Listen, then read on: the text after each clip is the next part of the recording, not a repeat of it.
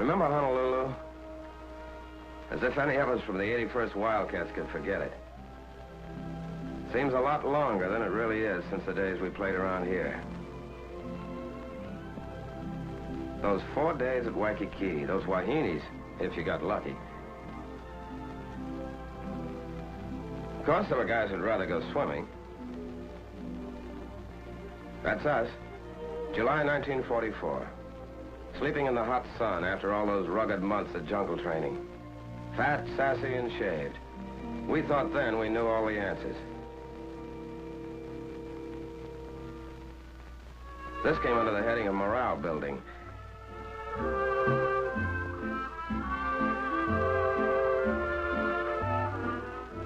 Of course, some characters needed more than others.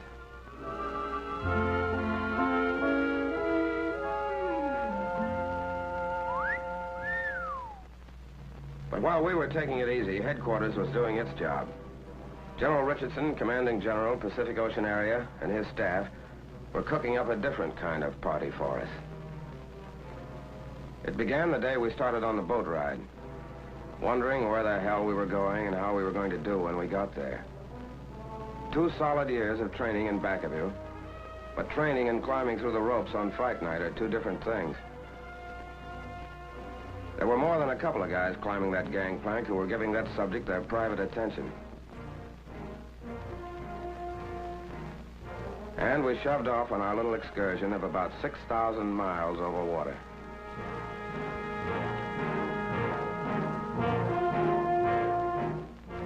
We were going down under. That's all we knew. We'd have even been glad to see a Kapu sign if it were standing on dry land. Every man with a cabin to himself. Picture of a guy getting fixed up to go to a concert.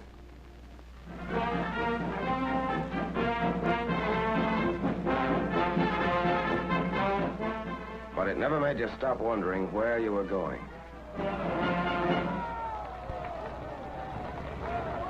Time on our hands, so we figured out ways to spend it.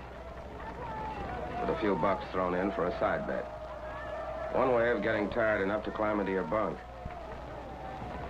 Back the loser, bub?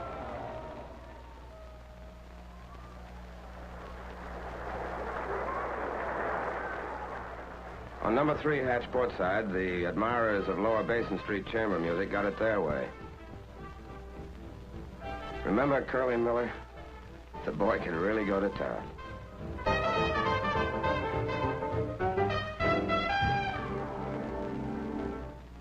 The day we crossed the equator and the shellbacks got their crack at the pollywogs.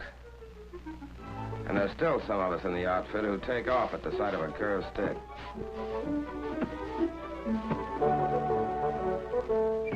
No, brother, that is not beer. Clipped, goosed, slugged, and half drowned, but no beefs. The collar merchants fitted the general for size.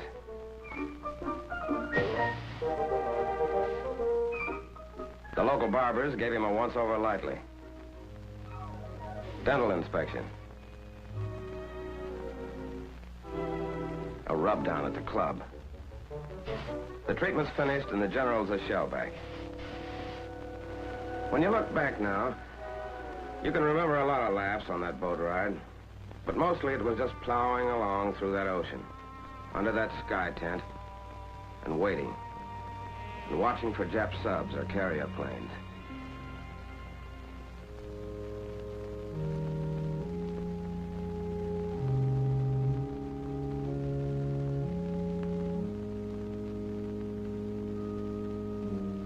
There was plenty of time for thinking. 30 days for it. Thinking about a lot of things you remembered. Sometimes about what was ahead. That was a special kind of thinking. And when you looked around, you saw you weren't the only one doing it. Somehow it made you feel a lot closer. It was the end of August when we dropped anchor off Guadalcanal in the Solomon Islands to go ashore for our dry run.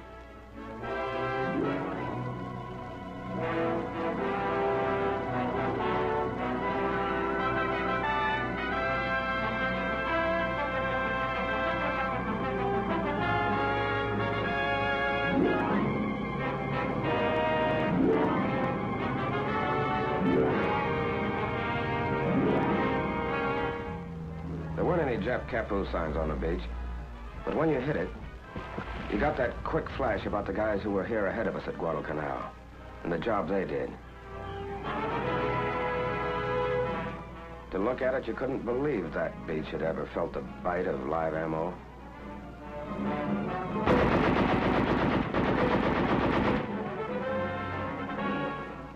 They said we did okay on the canal dry run.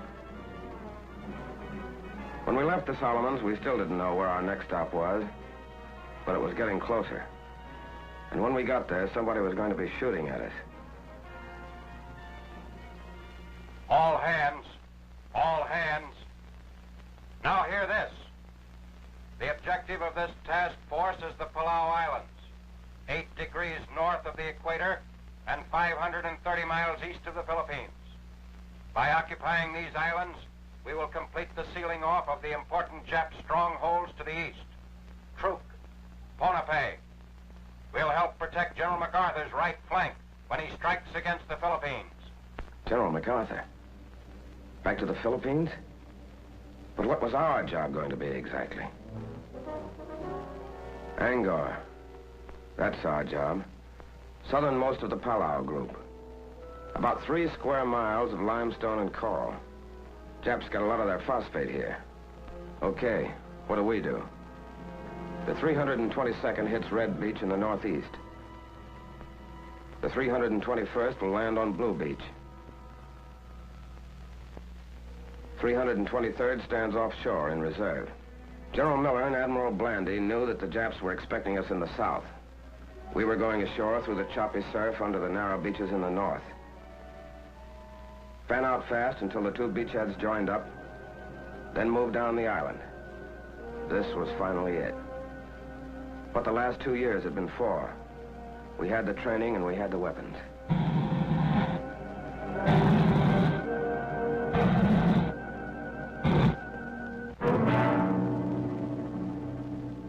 There was Anguar. On it, holed up in caves and pillboxes, was a tough Jap regiment with plenty of experience in China back of them. This was our first time. How were we going to do? Remember the morning of September 17th? The carriers opened the show.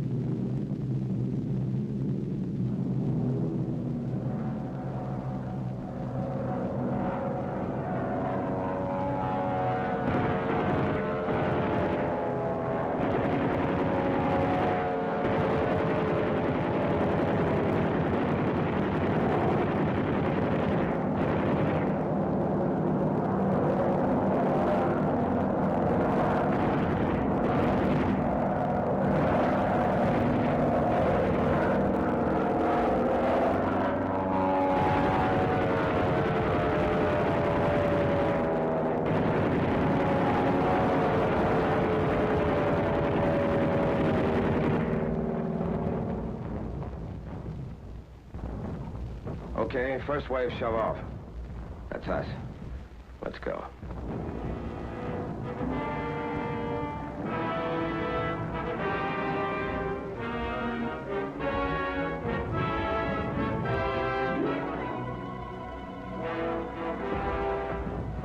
Scared? Who wasn't? At least the waiting's over.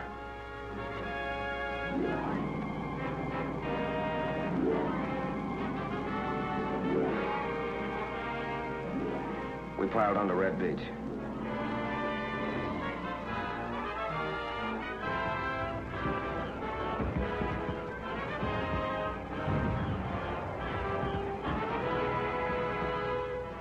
Grab it, brother. You'll need it.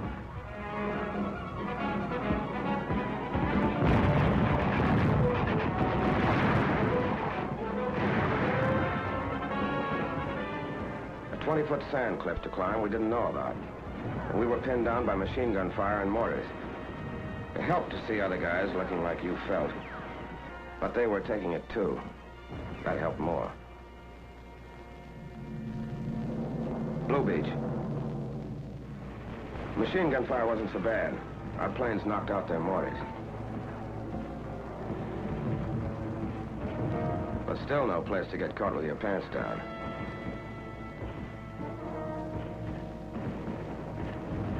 They had no regular defense line. They melted right into the ground. We had to blast or burn every damn last one of them out.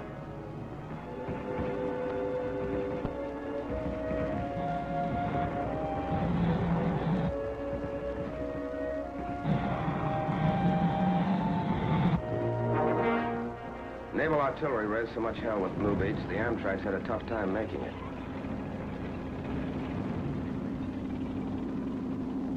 Back at Red Beach, things had got better. We were able to move in off the beach, which was also nicely torn up.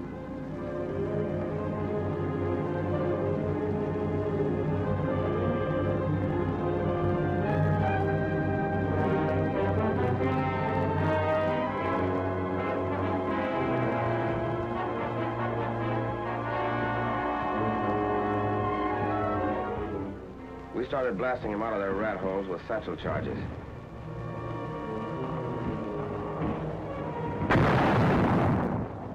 By H+1 hour, we had a combat intelligence center operating. But we couldn't locate anybody for intelligence to talk to. They wouldn't come out alive.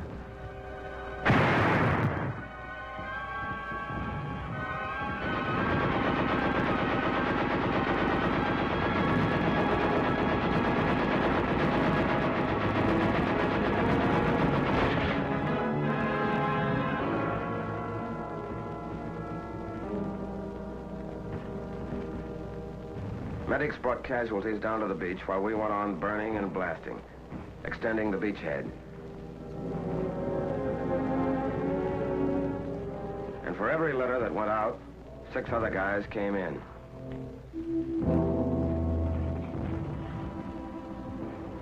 As soon as we had a good toehold, landing craft started delivering in back of us, building up an ammo dump. The Japs were still on high ground to the northwest, with mortars. They hit the dump.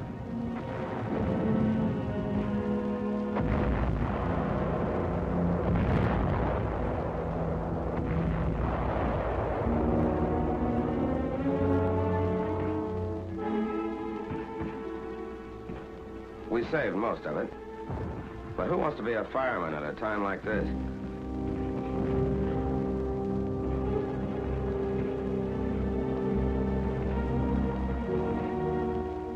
General Miller came ashore the next morning to get a first-hand look at the scoreboard. It was no setup. Inland, the Japs were acting tough. We'd had snipers and mortars on us all that first night. Plus, they're trying to infiltrate through the lines for some quiet knife work. That second morning, we were behind schedule. Red and blue beachheads still weren't joined up. But we kept slugging until we did join up.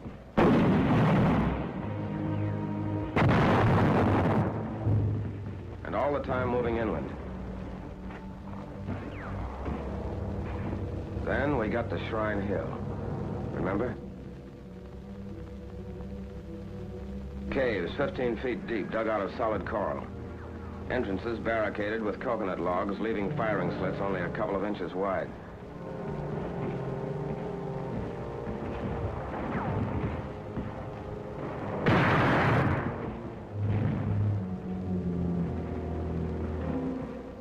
They were tough monkeys. There'd still be some of them in there firing even after you'd put a 25-pound satchel charge under them.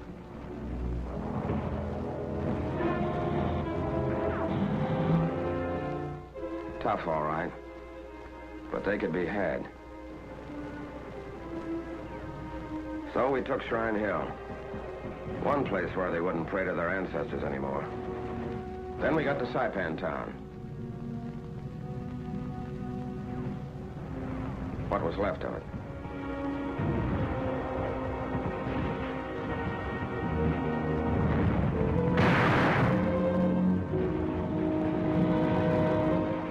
By this time, we'd cooked, blasted, or shot 600 of the little apes. And had what we came for, including the phosphate plant. These phosphate diggings, about the best in all the Jap-mandated islands, were out of business at this stand permanently.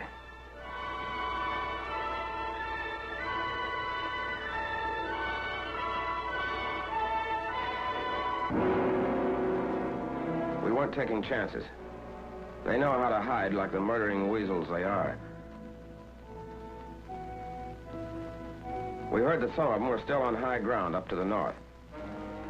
But by the end of the third day, we'd shoved them back into the northwest corner in the southern tip of the island.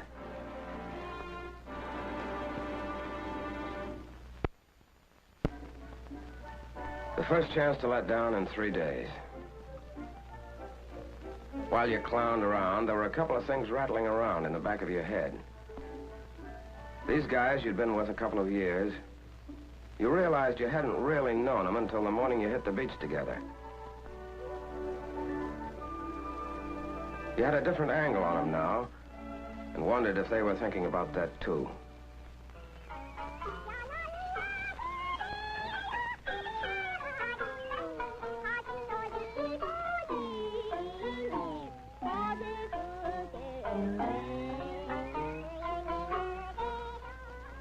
While all of this had been going on, our 321st pulled out for Palau Island, 6 miles to the northeast. The 1st Marines were finding it heavy going up there. The 321st went up to give them a hand. The rest of us who stayed on Anguar had our own job to finish. The jungle was still lousy with Jap snipers, but we couldn't wait to clean them out to get the airstrip in. With a rifle covering every couple of axes, the aviation engineers started hacking out the strip. The sooner it's in, the sooner we can use it as a base to plaster the rest of the Palaus.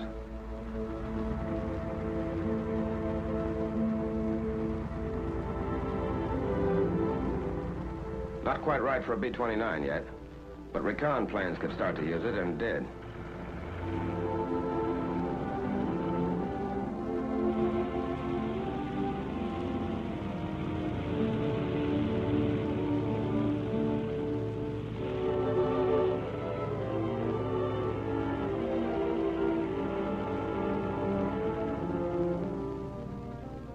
That island way in the background is Peleliu, where our 321st was battling Japs. Anguar was ours, but not quite. Up in the northwest corner, there's a piece of high ground we were starting to call Suicide Hill. To get to it, we had to move up the narrow gauge leading from the phosphate works into the defile that, for good reason, got the name of Bloody Gulch.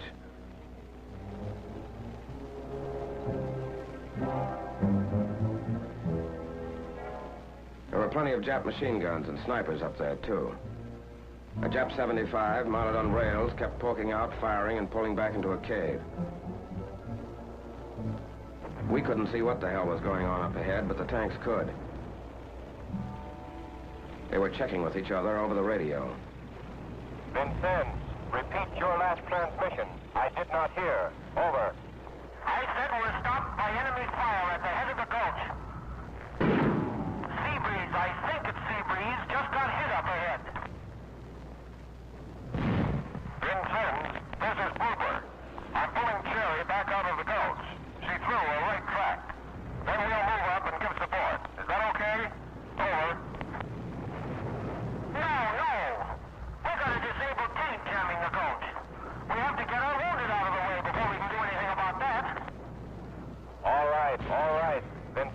This is Cyclone. I'll tell you what to do. After the wounded are removed, use your gun to blast that tank out of the road. Over. Okay, I'll try that, but it may take a lot of AT. I suggest the infantry blast it out with satchel charges. Can a demolition squad get near enough? What about enemy fire? Over. They can get up there. They can get up there. We're under fire all right, but those litter bearers are working right in it. They're bringing those guys out with stuff kicking up all around them. Brother, what guts. All right, then. I'll contact infantry. As soon as our wounded are out of the gulch, we'll blast. Will any combat vehicle to the rear speak to me? Come in, please. Over. Okay, Cyclone. This is Kolkata. Over. I want you to warn all infantry in your vicinity to take cover. Get them off the rails. We're going to blast up ahead. Now, to any combat vehicle near there, pull back out of the way. Acknowledge. Acknowledge. I heard you, Cyclone. This is Rose. I'm right in there, but not too close.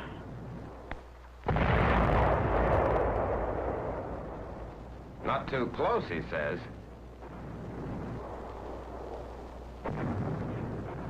But the way is cleared now for the 2nd Battalion to move through the gulch.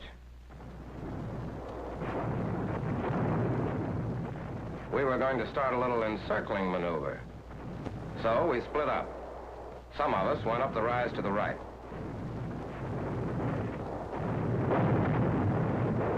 The rest of us went to the left, going in with everything we could carry.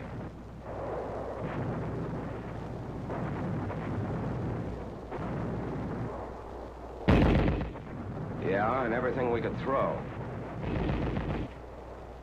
It was going to be Suicide Hill for the Japs now. We had them really holed up now. We called back for mortars and 155s.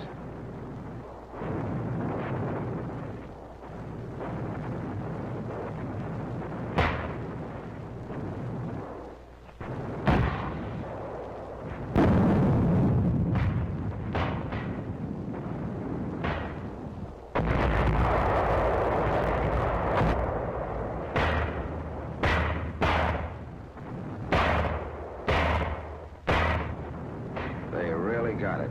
All afternoon and into the night.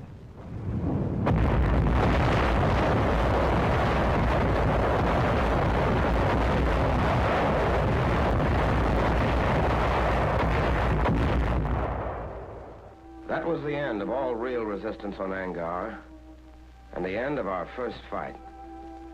It had been no cinch. They'd poured everything they'd had on us, from 75s down. But we'd won our first battle. And we had a right now to call ourselves the 81st Wildcats.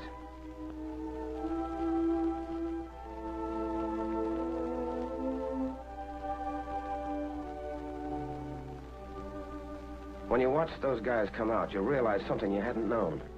How mad you got when the bastards hit the guy next to you.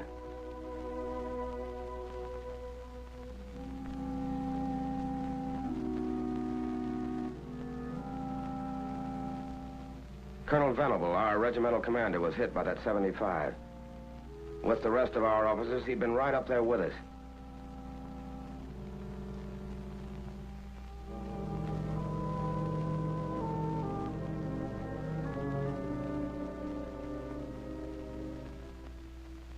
From the top down, the 81st had gone in and come out all right.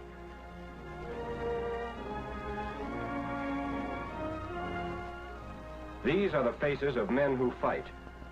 These are the tired faces of men who have seen death. These are the faces of men from your own hometown who carried the flag of America a step nearer to Tokyo. Look at these faces. Here's the boy who sold you gasoline on a Sunday afternoon. Here is an American boy. Looks tired, doesn't he? He is. Here's the boy who came calling on Saturday evening and took your daughter to a movie. Here's the boy that everyone predicted would make All-American when he went to the State University. But he didn't go. These men don't like war. But the enemy must be met and destroyed wherever he can be found. They know that. And so do you. Are you doing everything you can to help them? Are you buying war bonds? Bonds that pay for the weapons with which they fight? Bonds that provide places for them to rest and hospitals in which their wounds may heal? Are you buying war bonds to the limit of your ability to ensure that a strong and worthwhile America will be waiting when these men return?